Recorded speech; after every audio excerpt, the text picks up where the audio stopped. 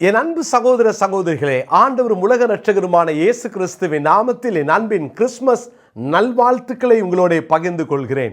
இந்த கிறிஸ்துமஸ் தினத்தன்று உங்களோடு கூட இந்த இன்றைய முத்தின் மூலமாய் உங்களை சந்தித்து உங்களுக்கு வாழ்த்து சொல்வதில் நான் மிகுந்த மகிழ்ச்சி அடைகிறேன். கர்த்தர் தாமே உங்களை ஆசீர்வதிப்பாராக. கிருபையும் சமாதானமும் உங்கள் அனைவரோடும் கூட தங்கி இருப்பதாக.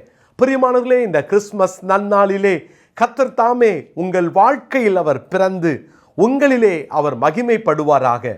நாம் மத்தேயு சுவிசேஷம் 2ஆம் அதிகாரத்திலே நட்சத்திரத்தை குறித்து கடந்த நாட்களில் தியானித்தோம். இன்றைக்கும் கூட மத்தேயு 2ஆம் அதிகாரம் 10வது வசனம் 11ஆம் வசனத்தை நான் வாசிக்கிறேன். அவர்கள் அந்த நட்சத்திரத்தை கண்டபோது மிகுந்த ஆனந்த சந்தோஷம் அடைந்தார்கள். அவர்கள் அந்த வீட்டுக்குள் பிரவேசித்து பிள்ளையையும் அதன் தாயாகிய மரியாளையும் கண்டு சாஷ்டாங்கமாய் விழுந்து அதை பணிந்து கொண்டு தங்கள் பொக்கிஷங்களை திறந்து பொன்னையும் தூப வர்க்கத்தையும் வெள்ளை போலத்தையும் அதற்கு காணிக்கையாக வைத்தார்கள். இங்கு வாசிக்கிறோம், அந்த நட்சத்திரம் இயேசு இருந்த அந்த வீடு வரைக்கும் சென்றது. ஏறக்குறைய 2 ஆண்டுகளுக்கு பின்பு நடந்த சம்பவம் தான் மத்தேயு 2ஆம் அதிகாரம் 10-11ஆம் வசனத்தில் நடந்த சம்பவம்.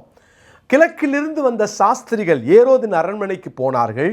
அங்கு ஏரோதின் அரண்மனையில் அவர் பிறக்கவில்லை என்ற உடனே திரும்ப வெளியே வந்தபோது அவர்கள் 2 ஆண்டுகளுக்கு முன்பு பார்த்த அந்த நட்சத்திரம் இப்பொழுது மறுபடியும் அவர்களுக்கு தென்படுகிறது. அந்த நட்சத்திரம் தான் இப்பொழுது பிள்ளை இருந்த ஸ்தலம் வரைக்கும் அவர்களை கொண்டு வந்தது என்று பார்க்கிறோம். அநேகர் இயேசு கிறிஸ்து பிறந்த உடனே அந்த நட்சத்திரம் அவர்களை வழிநடத்தி அவர்களை முன்னணிக்கு கொண்டு வந்ததாய் நினைப்பார்கள். ஆனால் அப்படி அல்ல. இங்கு வாசிக்கிறோம், அந்த பிள்ளை இருந்த வீடு வரைக்கும் என்று வாசிக்கிறோம். இங்கு முன்னணியில் அல்ல, வீட்டுக்கு இயேசு வந்து விட்டார். அதனால தான் ஏரோது கணக்கிட்டு அந்த குழந்தைகளை எல்லாம் கொலை செய்வதற்கு 2 வயதிற்கு உட்பட்ட ஆண் பிள்ளைகளை கொலை செய்யும்படியாக ஏரோது கட்டளை கொடுக்கிறான். பிரியமான தேவனுடைய பிள்ளைகளே, இந்த நட்சத்திரம் வழிகாட்டின நட்சத்திரம். இந்த கிறிஸ்துமஸ் நாளிலே ஆண்டவர் உங்களை என்னையும் நட்சத்திரமாய் பார்க்க விரும்புகிறார். நம்மளை நட்சத்திரங்களாக வைத்திருக்கிறார். நமக்குன்னு சொல்லி கர்த்தர் ஒரு பெரிய பொறுப்பை தந்திருக்கிறார். வீட்டில் நட்சத்திரத்தை தொங்க விடுவதில் பெரிய விஷயம் இல்லை. ஆனால் அந்த நட்சத்திரம் அதனுடைய அடையாளம் என்ன தெரியுமா? அது என் வீட்டிலே என் வாழ்விலே இயேசு பிறந்திருக்கிறார் என்பதனுடைய அடையாளம்தான் இந்த நட்சத்திரம். பிரியமான தேவனுடைய பிள்ளைகளே, இயேசு உங்கள் வாழ்க்கையில் பிறந்துட்டாரா? இயேசு உண்மையில் உங்களுடைய குடும்பத்தில் பிறந்துட்டாரா? இயேசு பிறக்காம நிறைய இடங்களில் நட்சத்திரத்தை தொங்க விட்டுருக்கிறத நான் பார்த்துருக்கிறேன். அந்த குறிப்பிட்ட ஊரில் அந்த நட்சத்திரம் தான் அந்த வருஷத்தில் முதல் பரிசை பெற்றதாம். அவ்வளவு பெரிய நட்சத்திரத்தை செய்து வைத்திருந்தார்கள். அந்த கன்வென்ஷனுக்காக அந்த ஊருக்கு நான் போகும்போது அந்த நட்சத்திரம் ரொம்ப பிரகாசித்தது, அழகாக செஞ்சுருந்தாங்க. ஆனால் கிட்ட போய் பார்த்தா தான் தெரிஞ்சுது அது ஒரு ஒயின் ஷாப் வாசலில் வைக்கப்பட்டிருந்த நட்சத்திரம். என்ன ஒரு வேதனையான காரியம். சில வெளிநாடுகளில் பார்க்கும்போது இந்த கிறிஸ்மஸ் காலங்களில் எல்லா இடங்களும் நட்சத்திரம். ஆனால் இயேசுவுக்கும் அந்த நட்சத்திரத்துக்கும் சம்பந்தமே இல்லாமல் தேவையில்லாத இடங்களில் அந்த நட்சத்திரம் ஜொலிக்கிறத நான் பார்த்துருக்கிறேன். வேதனையான காரியம். பிரியமானவர்களே, ஒருவேளை உங்களை ஆண்டவர் நட்சத்திரமாக வைத்திருக்கிறார் என்றால் அதுக்கு காரணம் என்ன தெரியுமா? நீங்கள் சரியாய் ஆண்டவராகிய இயேசு அண்டை பிறரை வழிகாட்டுகிற நட்சத்திரமா நம்ம மாறணும். நீங்கள் மாறணும். அதுக்கு தான் கர்த்தர் நம்மளை நட்சத்திரமாக வைத்திருக்கிறார். தானியேல் தீர்க்கதரிசன புஸ்தகம் 12ஆம் அதிகாரம் 3வது வசனத்தை நான் படிக்கிறேன். ஞானவான்கள் ஆகாய மண்டலத்தில் ஒளியைப் போலவும் அநேகரை நீதிக்கு உட்படுத்துகிறவர்கள் நட்சத்திரங்களைப் போலவும் என்றென்றைக்கும் உள்ள சதா காலங்களிலும் பிரகாசிப்பார்கள். யாரை ஆண்டவர் நட்சத்திரத்தை போல பிரகாசிப்பாங்கன்னு சொல்றாரு பாருங்க. அநேகரை நீதிக்கு உட்படுத்துகிறவர்கள்.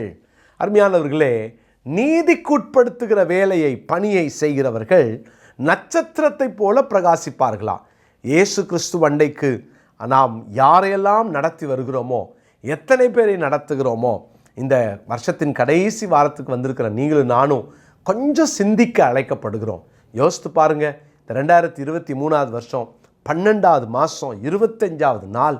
இத்தனை வருஷத்தில் இன்னும் ஒரு வாரம் தான் இருக்குது இல்லையா? இந்த 51 வாரங்களில் எத்தனை பேரை ஆண்டவர்களை நடத்தி இருக்கிறோம்?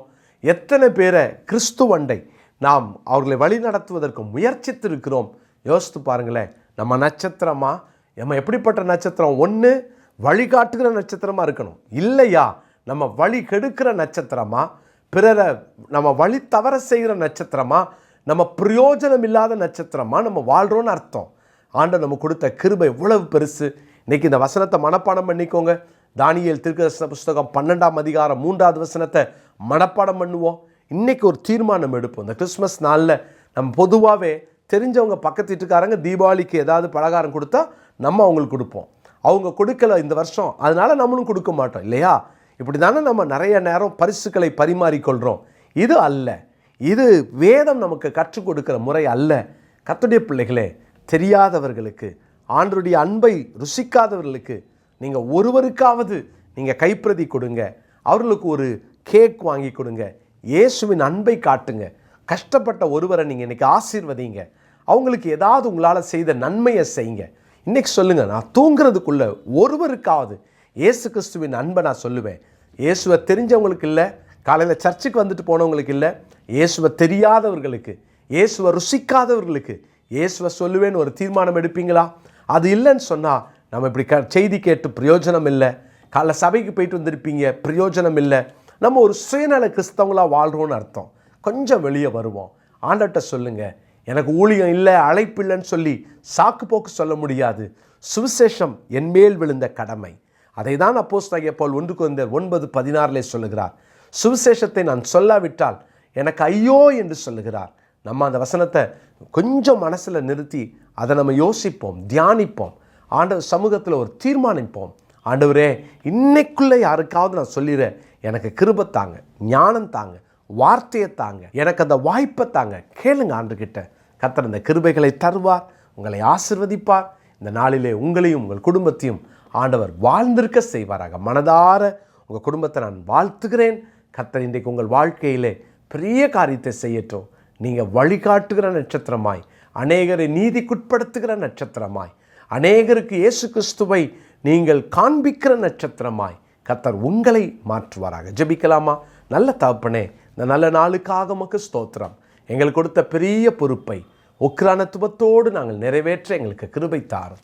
ஒவ்வொரு நாளும் நாங்கள் எங்களுடைய பணிகளை சரியாய் செய்ய ஆண்டவரே, நாங்கள் எப்போதும் தேவன் எங்கள் கொடுத்த பொறுப்பை தீவிரமாய் நாங்கள் நிறைவேற்ற எங்களுக்கு கிருபை பாராட்டும். தாழ்த்தி உமது கரங்களிலே ஒப்பு கொடுக்கிறோம். தொடர்ந்து உம்முடைய நாமம் எங்களிலே மகிமைப்படட்டும். ஒவ்வொருவரையும் வழிகாட்டுகிற நட்சத்திரங்களாய் மாற்றி அருளும். இயேசுவின் மூலமாக ஜெபிக்கிறோம் நல்ல பிதாவே, ஆமென்.